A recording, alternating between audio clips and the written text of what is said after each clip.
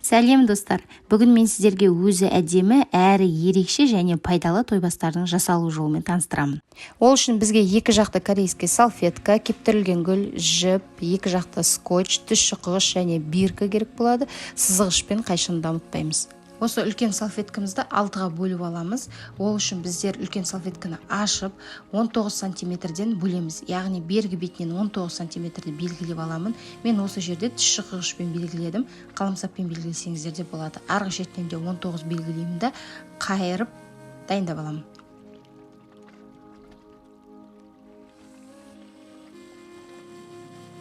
Көріп тұрғандарыңыздай осылай 3-ке бүктеп аламын да және қақ ортасынан тағы бір бүктеймін.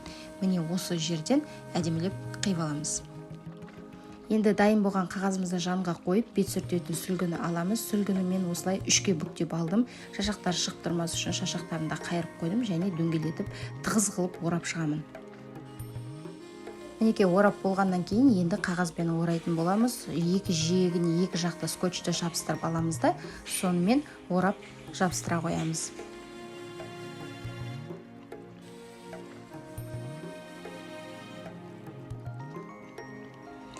Ендігі кезекте кептірілген гүлімізді әдемі үлкен болып тұру үшін жақсы жерлерінен таңдап, қиып дайындап аламыз.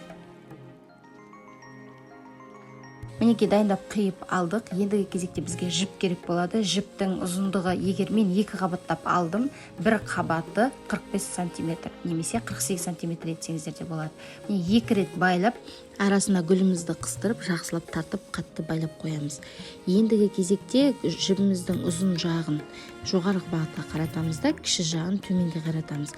Яғни кіші жағына, яғни астыңғы жағына қарай биркімізді тағамыз да, үстіңгі жіппен айналдырамыз. Сол кезде гүліміз әдемі шығатын болады.